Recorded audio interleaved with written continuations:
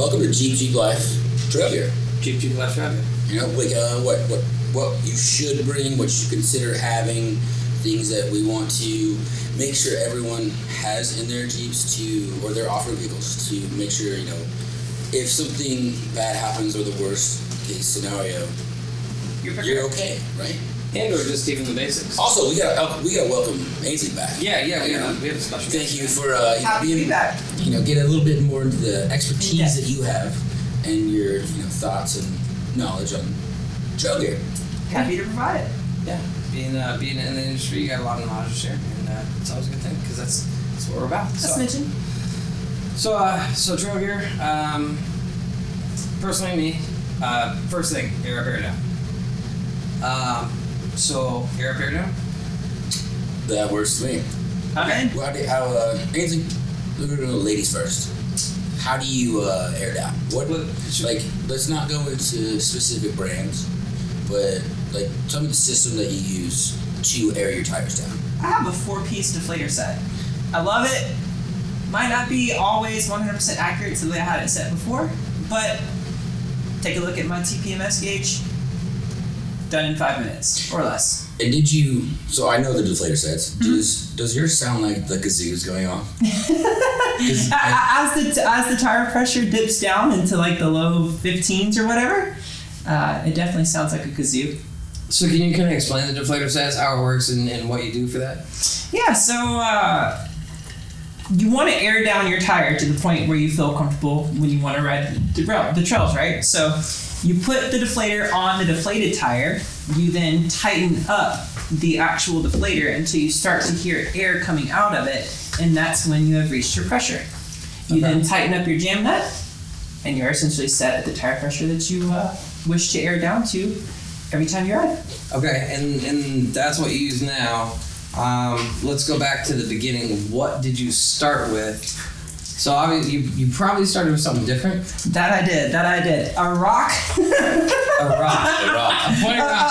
A pointy rock on the valve core, or I actually shortly after the rock I got a valve core remover or driver, whatever you want to call it. Yeah. Yep. Valve stem pull. Yep. The good old days. Yeah. So that's the humble beginnings. Right. Yeah. It's me too. That's humble. Let's just go in a line. So, Case, what did you start? What do you use now? Okay. And then what did you start off at? So, air up and air down, or just air down? Air down. Air down. We should end with air up because that's what we do on the trip. That's what we're ending. Fair. So for air down, it's actually the same as my air up. I actually have a 4-way. So I have 4 hoses that connect simultaneously to each other into a manifold, and the manifold has a 90-degree open-close valve. So I hook up all 4 tires, and then goes to a manifold, and then I open the valve.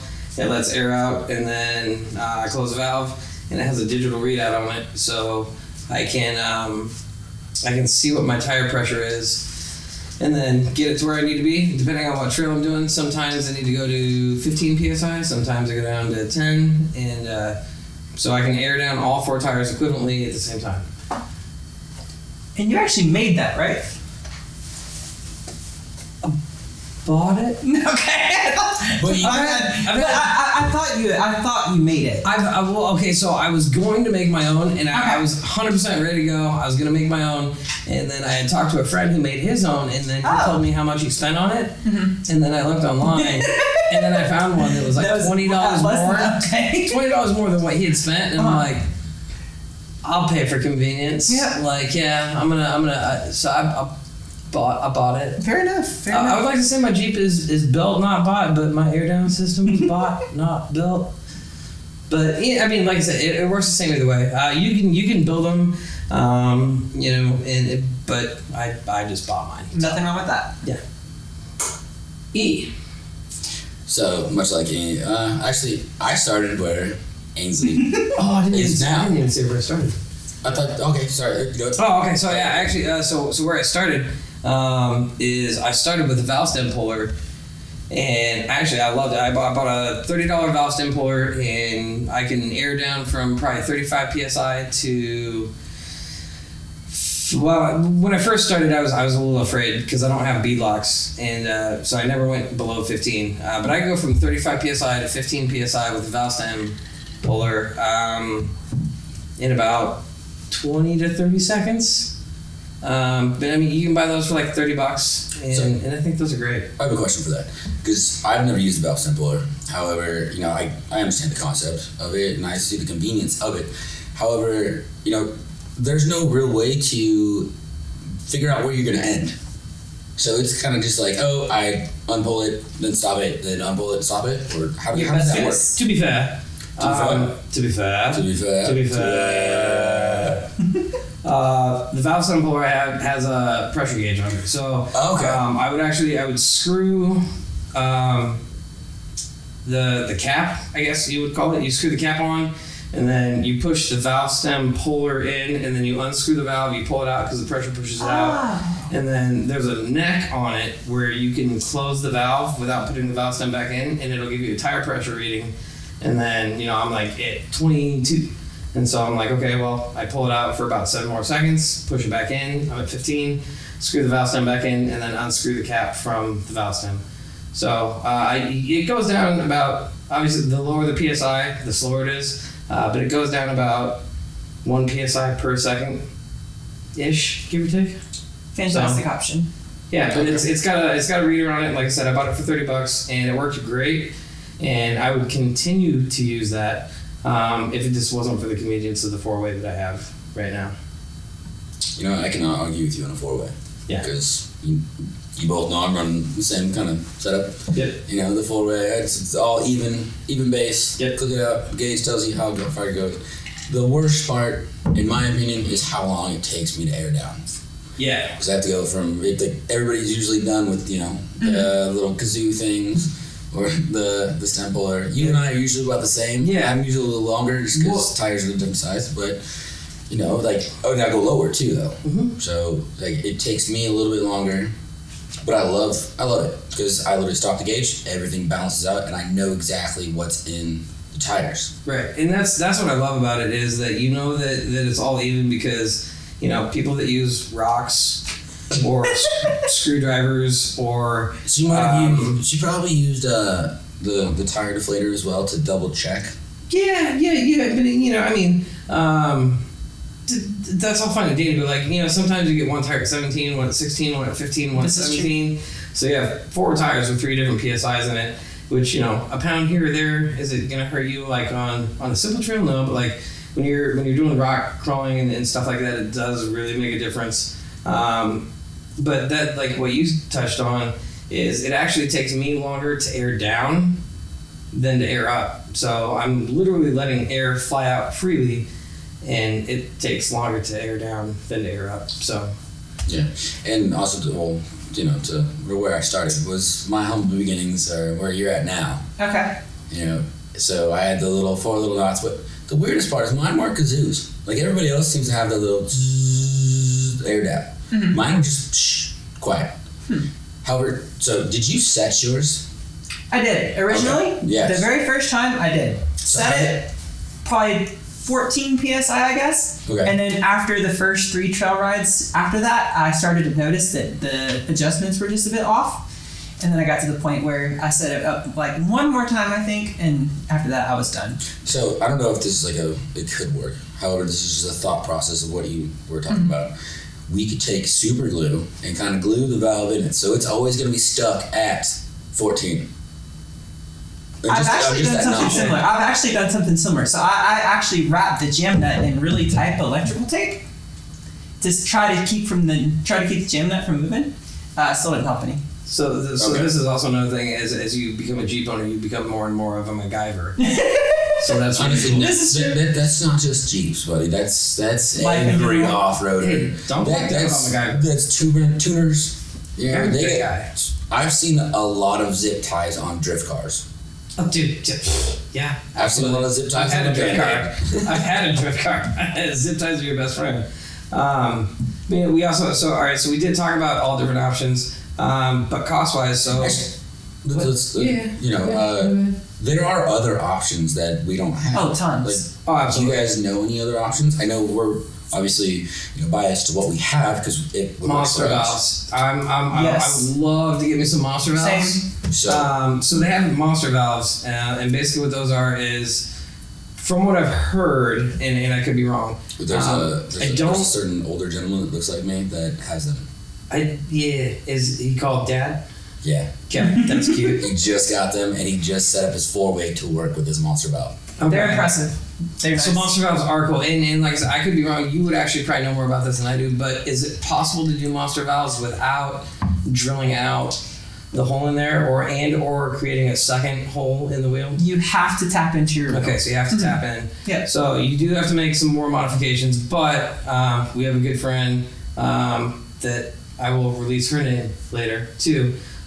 She's a good friend of mine.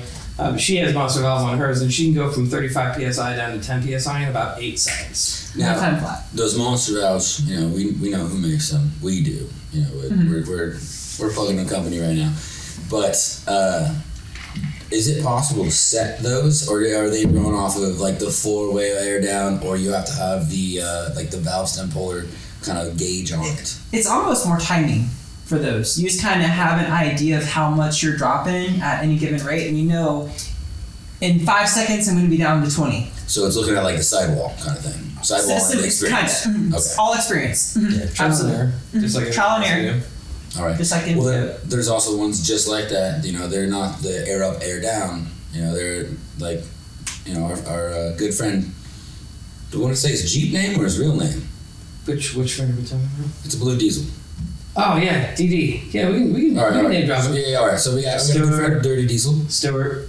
Stewie. Stewart. He's a great dude. Yes. Love him. Honestly, he would be there for us in a pinch anyways. 100%. Any Yeah. day. Yes. Yeah, he's my brother and But my dad. he uses the other ones where they have, it's like, it doesn't have the air up capacity as those other valves we're talking about, but they're the air down capacity, where you just, boom, let it blow out, and then you just kind of stop it there. Is that to Stewart? I don't know. He does. I didn't know he had those. When we were doing the flex test, Huh. I was right behind him and he was aired I down. have no idea. Well, okay then. I didn't know that. Yeah. There was a day his gears went to yeah. absolute crap. Oh, And yeah. he was like starting to move and it was chug, stop. Went Yeah. to do a flag test. One of the worst sounds And ever. he couldn't even get to the flex She machine. did not work out. But he drove there. Yeah. Did he drive it back? But I was just Oh about no, to it was trailer. I'm sorry. I'm sorry. We love you, Stuart. I love you more. That's true. Anyways, but yeah, so and I have a question too, and I don't even know the answer to this. So with the 4-way air up system that we have, I know some people. So like I bought mine, but I know some people that have built theirs use bigger hoses because I think I have like 3/8 hose, but I know some people that use 1/2 inch, bigger hose, bigger valves.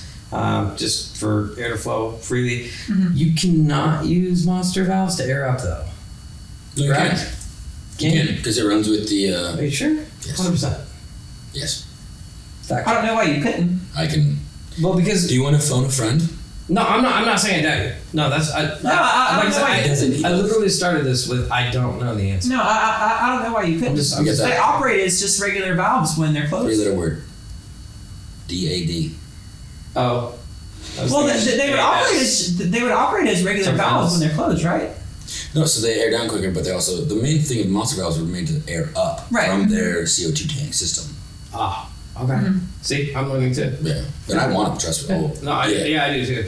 Yeah, and They're D- not. They're not cheap though. and They're not. DAD, got him as soon as I showed it.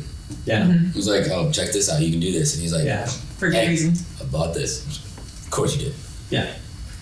Well, and so cost wise too, we've talked about multiple different things, and obviously there's more than what we talked about because we could go into this for hours. Exactly. What, honestly, But let's start with ANZ. yeah, so rocks. How much How much does is a rock? How much does a rock cost? A few minutes of my time to find a good one. Okay, so no money but time involved. Just also, a little bit. Depending upon where you're at. But still, she was done with finding her rock before we were hooking up all four tires. Guaranteed. She wasn't accurate, however, she was done finding her rock. That's it. All right, now your little Okay. squeaker valves. How much were those? So I actually got a full kit. So I not only got the four deflators, I also got a tire gauge and some spare cores and another core remover, along with some valve caps, all in one. And the Very good entire idea. kit cost me, I want to say like $62. So pretty affordable overall. That's not bad. No. 100%. Yeah, way. To get everything that I got, Exactly. Yeah. Right. and I used the heck out of it, so it's been worth every penny. Well, it's good to have the extra stuff too. Absolutely. Because I I've had think they came in handy. just the deflators I think are about $30. But I also know some people that so like the setup that I originally had with the valve stem puller. Sometimes I've seen it on the trail where some people didn't screw the valve in all the way, They lose it. and or the valve either shoots out or they leak. So they've been done like 0 psi or they lose the valve stem. And if you lose a valve stem on a trail and you You're don't have an extra, you have a flat tire. Yeah. And there's no patching that, so But we'll go back to, let's see, what did Right. your stem valve support cost? so the valve stem puller was about $30. Like I said, it has a tire pressure reader on it. That was great.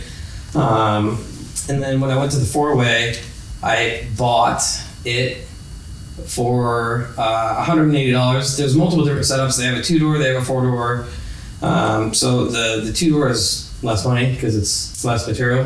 But I think mine was like $180.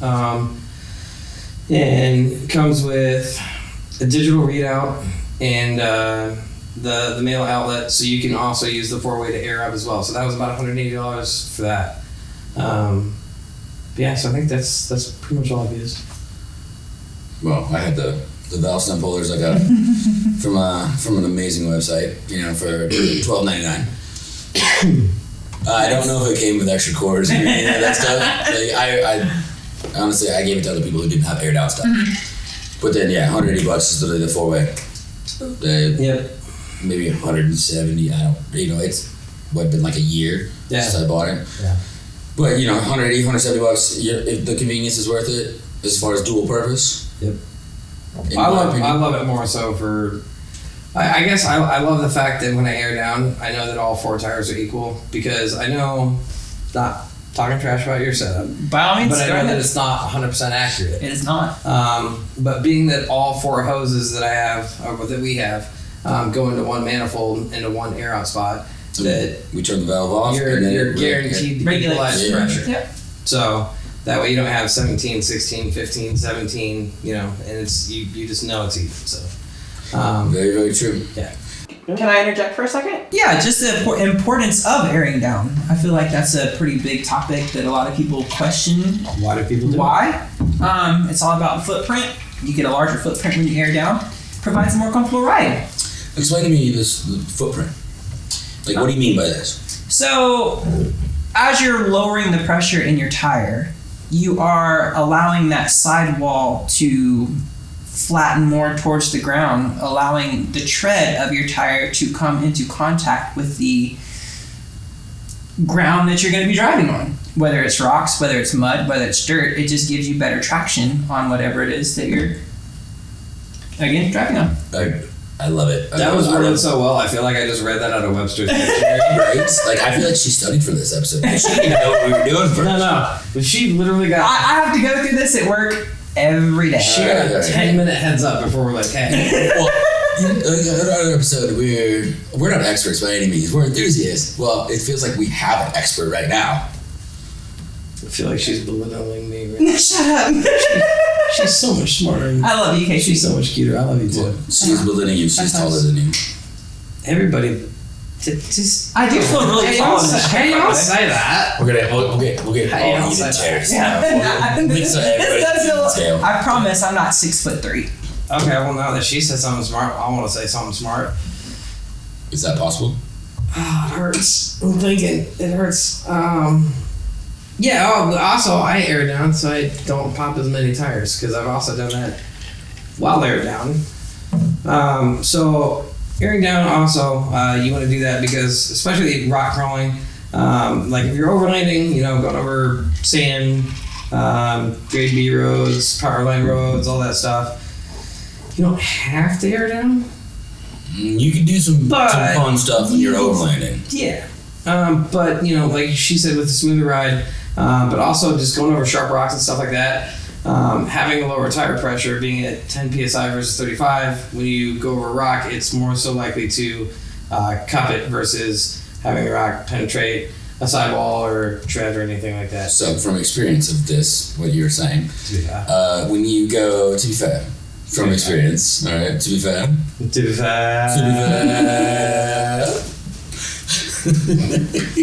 So I set up not my first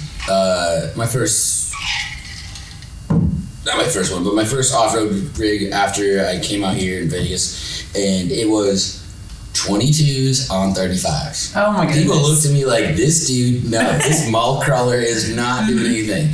I'm like, I don't care about my rims, I don't care about my tires. And well, there's a reason why I only had the 22s and 35s for roughly about, 3 months before I bought new tires and new rims. I went to 37s with 20s. Still, I wish I would have got way more rubber, but like we were going over some Carpenter Canyon. You don't even need 4-wheel drive, and I slashed the sidewall. To the point where we had to put patches in it. Wait, so say how big, because I know this story. How big was that slash? And I do not, 100% do not recommend doing what he did. Well, if you have 35s and 22s, how big was the slash? That makes 7 inches how roughly. How did you fix it? 35s and 22s, that's what, 13 inches of tire, that's 6.5 inches of actual sidewall. When you air it down to about 13, 14 pounds, you're gonna lose. Yeah, you're gonna fight a rock. But Ainsley picked it up to air down, and So I drove over and popped the tire. So you had about 5 inches? I had about 5 Band-Aids. About 5 inches? About 5 Band-Aids. 5 Band-Aids. So we'll speak on that later. But, back when we were in high school, in junior high, you had those rulers, and one side said IN, and then one side said CM. The IN stands for incorrect, and then the CM stands for Casey measurements. So you had there was a lot. There was a big slash. You know what? I'm so happy that analogy was awesome. That I won't even argue this. No. Yeah, you're welcome. I like that. You're welcome. No, we can't even say anything. You can't say you're welcome. You're like, thank you, drop the mic and leave. Hashtag winning. Yeah, you can't win. I can't drop the mic, it's on a stand. Exactly. That's why you got stands. Exactly. We would go through so many microphones if I just got a mic drop every episode. That's why they're on stands. All right, so we air down to, let's go over kind of what we air down. Let's, size of tires. Size of tires, we got size of wheels. Rims, whatever you want to call them. I call them rims. I'm old school. They are technically the rim. The wheel is, I don't know, but the tire goes on the rim, in my opinion. There's a lot of, arguments with that. Potato. Exactly. Chrome rims. Oh, I've never had chrome ever. I had crims. I had chrome. It was on a Cherokee, though. Mine was on a Dakota. I had a Cherokee with crims. Anyways, do continue. Safe down, they're safe. All right, so let me go back to like what you air down to and what's like a real good comfort level for someone who has beadlocks, doesn't have beadlocks. Maybe it's the first time they're airing down, and then we go up to the type of compressor that they have when they're just learning how to air down. Sure. And it's not like you go out four-wheeling for the first time and you're with a group that's been around for a while. Yeah, you have your experience from the knowledge with you. However, you're not going to air down to go down to 12 or 8. You should never do that unless you have the right tires. But even if it's your first time, like I learned I could go down to 8. Like I know you go down to like 12. Ainsley, I don't actually know what you go down to. I'm going to do as I say and not as I do. I am not on beadlocks. I'm on 37s and 17s. Over time and that experience with the light rig that I have, 2-door, no back seat, all that kind of stuff, I'm a little bit lighter than most, and I run a pretty stiff tire. So I have found that I have been able to do a lot of the crazy stuff, even down to 10 PSI. But without beadlocks, I tend to recommend not to go below like 15, 14. Seems to be that kind of happy threshold there. But again, do as I say, not as I do. Right, and I really concur with that too. What do you air down to? So I had 35s, and it was a very, very, very soft tire. What was your rims? I was on 35, so I had 35, 12 and a half, 15s. Okay. So 35 inch tire, 12 and a half inch wide, 15 inch rim, wheel, whatever. But it was a very, very soft tire, so I never went below a 15, and that was a phenomenal ride. And then when I jumped to 37s, I had a different tire, and I will never, ever, ever buy these tires again. These tires are hard as rocks. So I do this. These are the ones you have now? The ones that I have on there right now, which I'm getting ready to. I'm jump. surprised you can even hear yourself think when you ride with your top and doors off. I'm taking the jump here real soon. But for an experiment, I aired down to my driveway. I hooked my 4-way up and I left the bleeder valve open for a half an hour. Aired down to 0 psi. I could have gone and driven around the block. You would not have thought that my tires were. What? So you Like the F load range? Couldn't even tell you. I don't remember. I just, because I hate the tires so much that I really don't care to know much about them. Yeah. But literally down at 0 psi, they're almost like run flats. The sidewall is so stiff, you would think that I was at 15 psi. So it's actually I can air down to about 8 psi now without bead locks. And we'll talk about the difference between bead locks and not bead locks after this too. But yeah, I'll go down to like 8 psi now without bead locks. Wow. Okay. All right. So what's your average? So let's just say where you're doing like a 7-8 kind of trail. 10. 10. Okay. Ains? I'm in a 10. Okay. Yeah.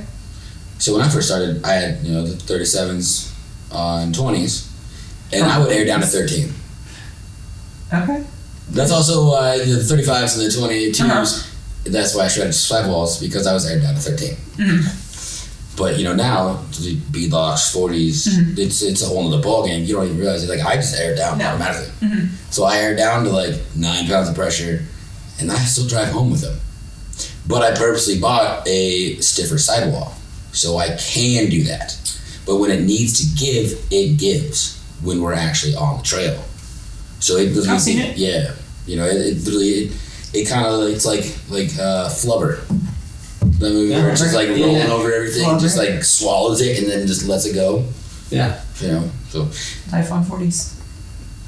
hey, you'll get there one day. Right? I will. Daggum it. And when you get One there, day. I gotta go. Okay, and it's gonna take me even longer to air down when you get there. We literally did that 2 weeks ago. We went and did a trail, and we aired down to anywhere between 10 to 13 between the two of us, and we drove 12 miles back to my house before we aired up. We didn't even air up on the trail. Oh yeah, that was my. Yeah. Yeah. There was a different story going on there too, but yeah, that. Should have bobbed when we weaved, and yeah, whatever. Yeah. All right, so now let's go to. I haven't heard that. We've talked about. Shoot. Sheesh. Air up. It was all. That tickled. What was up? I'm lost. We're talking about it or not? Yeah, we gotta. Oh, okay, fair enough. Yeah, fair enough. The whole Too bad. was a little bit Too fair. We had to do it 4 times because we had 4 tires. okay. Casey Oh, had to do it got 4 you. times because he had 4 tires. I didn't put that together. This is the whole. This is why we do this together. It's there's so much like. Connection. Yeah. Yeah. Like there's the only other way that Casey and I could explain anything of how we act better is if we were twins and we actually had that psychic link. Okay. It's gonna be so weird when my mom comes into town next, 2 weeks from now, and she gets to meet your dad, and they're gonna be like, "Oh my God, you again?" Like we actually are brothers. We just never knew it. Because I think she was gonna be like, "Hey, I'm glad you made it out. I'm glad you got out of the ICU." I just yeah, like, I never thought I'd see you again. Oh my God. Back in 1990. We're talking about I would. something like that. somewhere around there. No, let's not talk about our parents. 'Cause that's a little.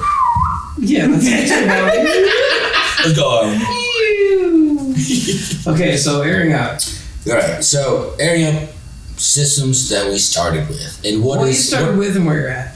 Okay, but also after what we talk about, where we started, where we're at now, let's talk about the different types of systems. That way, So many. Yeah, not one system is going to work for everyone, because there's a convenience factor for a lot of stuff, and price factor. Yep. But for where I first started, $12, 12 volts compressor from Bed Bath & Beyond with a coupon. They sell air compressors at Bed Bath & Beyond. They did, and I had the coupon. That's the only reason it was $12. So you can air up your Jeep and get bed sheets all in the same place? Well, sometimes you gotta sleep in your Jeep, but that's for That later. makes sense. That does. Sheesh. Have you never slept in a Jeep? Yeah, I have. Thanks. Mine's too small to sleep in. That is a lie. I've slept in your Jeep before. Not your Jeep necessarily, but I've slept in a two-door JK many, many times. I slept in my XJ back in the day, but I feel like not there's a much. what had happened story. There's not a what had happened We'll story. tell you when you're older. I'm older than you. Not older than her. Ha! Is this going to be a bedtime story? Okay, I'm not so gonna we're go going back to there. air up. All right. $12, Bed Bath & Beyond. $12, Bed Bath & Beyond. Yeah, it worked for my budget at the time. However, Great budget. it was $12 and a coupon. All right, you can't beat it.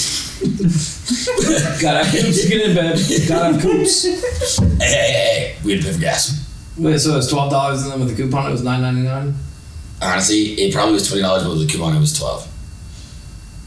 I just remember it being $12. I don't know why I remember this. This was years ago. However, that is just what I remember. Free pillow instead. Yeah. That'd be better. It would have been nicer to sleep in that two-door JK, but whatever. Okay, so I started there. It used to take probably 15 minutes to fill up one tire. And back then, I didn't even air down that far. 13 pounds to 30 pounds. I'd be like, I want to fill this up just to be able to drive to a gas station with a pump. Yeah. Yeah, you go from like 13 to 20 just so you can go to a Yes, gas station and and get to 30. Then I ended up spending another $4 just off of the machine's air. Air. Hope you got quarters. Oh, I got a dad joke. You guys remember when air used to be free? It's not anymore because of inflation.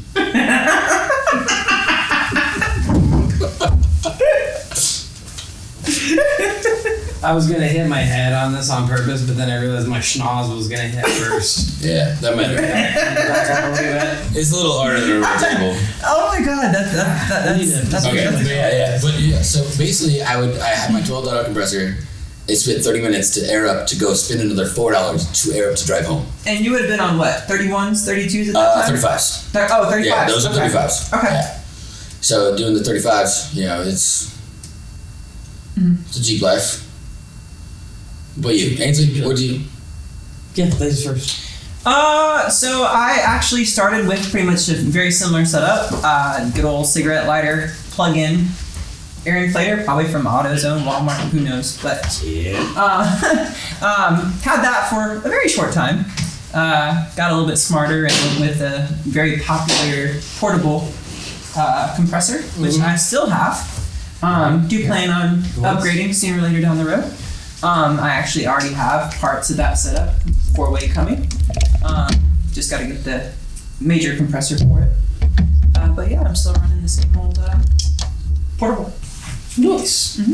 So again, I also started with a $60 12-volt compressor that I bought at a standard auto parts store. And seriously, it took 15 minutes to air up each tire, and I didn't know what I was doing. Like, I had never been off-roading before. I had never owned a Jeep before. Excuse me, I had never owned a Wrangler before. I had a Jeep Cherokee on 22s with rubber band tires. Oh goodness. And that thing never saw dirt. I did drive through a 6-inch puddle with it one time, but Nice. I didn't air down. I know. I kind of pushed the limits. So, I think we all kind of started in the same spot. 12-volt air up, and then you realize it takes an hour to air up. And you're like, I have so much better things to do in my life than spending an hour airing up. Well, also by the time we're done, trailing, it's like, I want food. I don't want to like trail. I know food. that's right.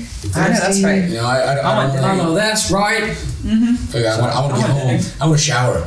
Like there's many times. Showers. Oh, Covered in dust, covered in dirt. The best. All right, so Ains, Yes. we talk about what you have currently. I'm still running my old portable, old reliable. So and that's one of the ones that you plug into the battery with the two clamps. That would be correct. I'm on 37s. On 35s, it would take about probably 10 minutes or so. You're airing up every single tire separately, right? Separately, unfortunately, yes. 37s, it takes a little bit longer, but I am in the process of upgrading that. I do have a 4-way system sitting in my bedroom waiting for install. I just need the good old upgraded compressor. How long does it take you to air up with the system you have right now? Oh, goodness. 15 to 20 minutes, I'd say. Yeah. For all four? 4 or 5 minutes. 37s. I air up to 35s to 35 psi just because I feel that's a little more comfortable than what's factory recommended. Okay. Stiffer tire too, so I feel like 35 psi is a good number. Yep. Okay. From 10 to 12. Yeah. Yeah. Yep. Case? So I run a twin compressor made by somebody that I have mounted underneath my passenger seat. And what I actually did is I ran PCV valve? PVC? PVC valve? Plastic pipe or rubber? Plastic. Okay, then Yep. it's PVC. So I ran a valve from my compressor to the back where my tailgate is, and I have a 7-gallon auxiliary tank that runs into. So whenever I get to the trail and I air down, I turn my compressor on, and it takes about 3 to 3.5 minutes to air up that 7-gallon compressor. And then I shut it off, I get in, we wheel, get done, I air up, and then I hook my 4-way up, and then I plug my 4-way into the 7-gallon auxiliary tank and open that valve. So the 7-gallon auxiliary tank is not necessary, it just expedites the process. But I can air down to about 10 psi and go up to, I don't go really above 30. I mean, most I'll do 32. Like if I'm way out of town and I'm going to do a ton of highway driving, I'll go up to like 32. But if it's just within 20, 30 miles, I'll go to 30. But I can go from about 10 psi to 30 psi in about 3.5, 4 minutes.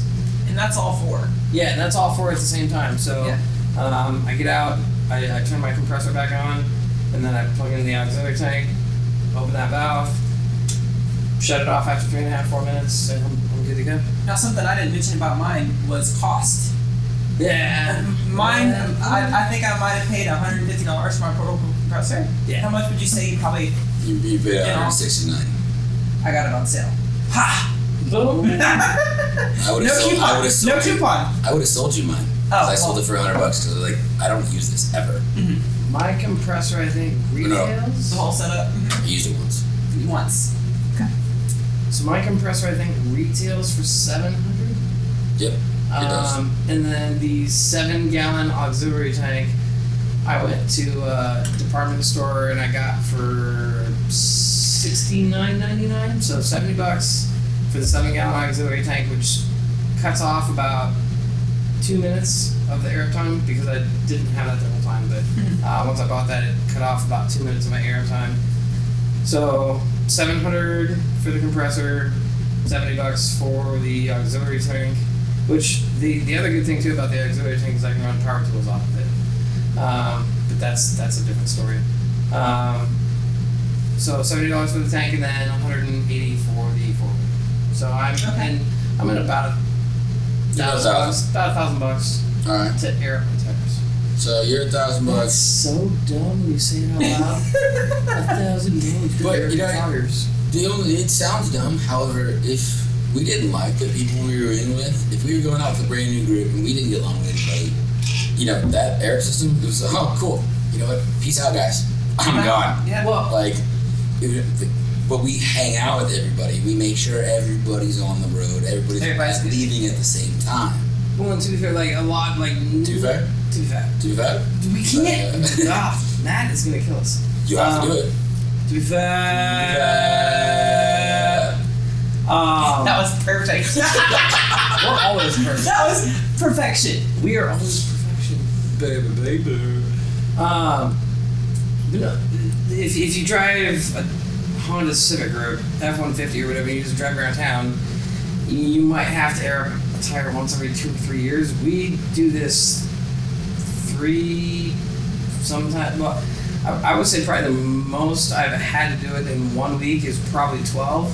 Like if I'm on a road trip and I'm doing trail, I'll air up, I'll air down, air up, air down. When you do it that many times, it makes more sense. I agree. But on average, I would say I probably have to do it like 3 times a week, twice a week. So it justifies it a little bit more. Well, then you say, time is money, money is time, time is valuable. If you're airing it that many times and you got, no offense, but No offense taken. you got hands. Believe me, I struggle with it. Or the old the 12 volts. I'll hurry up, babe. I know you got me there. Yeah. Hurry up, we gotta get in the road. Let's go. There's a reason. That's our Jeep in my hand. Because we hungry. Yeah, but you're sitting over there. So what I'm kind of thinking about, like my system, let's go $180 for the 4-way, and then so my CO2 system, I can buy the main brands, and it costs more money, but you get like certain parts manufactured, like warranted. Because I've had 3 regulators sent to me. And I'm like, this wasn't even the part that broke. I just said this piece broke, and you sent me the wrong one. However, I'm keeping this, and then they sent me the right one. That seems to be an ongoing thing with stuff that you buy. You know what? I have a plethora of backup. The way he paused there. He's like, yeah, you're not wrong. You're not wrong. Yeah, and honestly, back to there. I am jelly. I'm a little jelly about your system. So let's actually go into detail about yours because the main thing with CO2, you got your main brand tanks that you're gonna spend between like $300 to $500 just for that. But I have a $300 regulator, and I have 3 of them because they sent me 2 of them, not realizing this wasn't the part that was broke. So, and then the next tank I got was, like CO2. It's a convenience factor of how fast it airs up. Yep. Which I'm aired up like by the time you're even turning your air compressor on and my hoses are on. I'm done. I'm done before Ainsley even fills up her first tire. I'm not saying false. No, that is a dig. That is 100% false. You want to race? Because you spend just as much time connecting your 4 hoses to your 4 tires that I do. The 4 hoses. And then when you get back to the tailgate at the same time, I open my valve at the same time you turn your tank on. And then you have to go to your front passenger seat and turn your compressor on, where my regulator's already open. No, because when I'm connecting my hoses, when I do my passenger front, I open my door and I turn the compressor on. All right. So the main thing, how many PSI can your compressor and auxiliary tank push out? What is the max PSI? Max is 150. Regulated, I think, is 60 something. So but the max is so when I open the valve, there's 150 PSI coming out right away. And you regulate it? No, well that's what the compressor is regulated at. Okay, so your compressor can only do 60. So after your tank does it. So my CO2, I have to open it and then tie it back, like turn it down so it doesn't go over 150 PSI, because that's what the hoses are rated for. If you had 150 PSI regulator, you wouldn't have that problem. I can open the regulator far more than my hoses. I don't want to blow a hose because I've already blown one. And it's like really annoying. It's honestly kind of scary. If you have a CO2 system and you go anything over 150 PSI while you're pushing that out, regardless of your hoses or anything, you could potentially freeze your valve stems. And that's not anything you want to do. So there's no reason to go over 150 PSI. There is to beat you. This is a competition. Because we're the 2 best friends that anyone could have, and we'll never, ever be apart. This is true. This is why we don't have I don't have a house. You don't have a house. We have houses. That's their house. We have our houses. It's their house. I love you. I right. Oh, 100%. Okay, all right. Back to you. And then, so the CO2 system, it is a little faster than yours. You know it is. Yeah, no, I'm not gonna lie, because you're 150 psi Even all the time. I'm 150 psi for about a second and a half, and then it drops down. But still, like I last longer by about 30 seconds. So I'm not trying to get into a measuring contest. I'm literally just kind of going off of, like, it's faster. I got that. It is faster. However, like, the convenience of what you have is always in your car. I have to go to a CO2 dealer and fill it up, which is why I have multiple tanks. I just wanted to ask that. I didn't want to interrupt. But how often do you have to refill? So on my 10-pound CO2 tank, I get roughly 4 trips. Okay. So when I air up, I'm down at 10 pounds, but I air up to 20, so I drive home, depending on how far it is. If it's, it's a couple hour drive, I'll be down to 20. It doesn't matter. I'll fill up with my actual compressor at home. When you get home? Yes. But that's why I have multiple tanks. But so I didn't go with the main brand tank. I did the first one was main brand. The second tank I have is not. It's a a South American rainforest build. Yeah. So it was like half the price. And then I found out that, or no, a fraction of the price, because if you do it from a certain website, you can get it for like $80. Okay. Yeah, I spent there's $300 to $500. I don't really remember for this first one. I'm like, oh, cool. Well, I know a lot more now. And had I known that, or had I had somebody talk about this stuff, I would not have got the name brand. I would have got the There are things you can do that with. There are things you can do that with. Well, and you can find so much stuff like that too. From this one guy, I forgot his name, but he has a list, and you can find stuff on his website. And then there's this other marketplace that there is, and you can find stuff on there too. I was talking about the knowledge. But you can find okay. those tanks and stuff like that there for like $100. Are you gonna buy a used CO2 tank when I can buy a new one from that one website for $60? The last time I looked on that website, it might have gone up, but the last time I did. like the website that makes you smile. Yeah, well, they're supposed to have 2-day delivery, but it's never correct And anymore. sometimes it's free next day delivery, but It's never free. We pay a membership fee for it. yeah, but it's never really free. And it's usually not ever really next day. Last time I don't I have looked to worry about that. on that one place, it was like $80. Okay, so $80. But I think actually I feel like that was a 15-pound tank. So not a 10. But yeah, I mean there's multiple different options. Exactly. You know what? None of them are wrong. We do whatever we want That's to not true. appeal to us.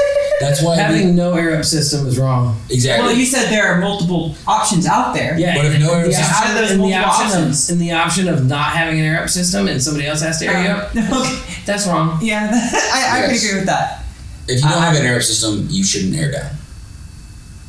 In my opinion. Or at least be willing to drive what you air down to a gas station. Have change. Well, at a lot of gas stations, you can put the card in now. Really? Yeah. I have not seen those. Yeah, Chevrons. You got the swipe. I stand corrected. The blue, red, and white gas stations. I stand corrected. Weird. All right.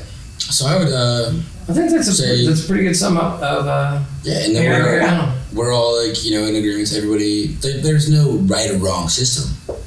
The only wrong system is not having a system. I was about to say, I just said that. All right.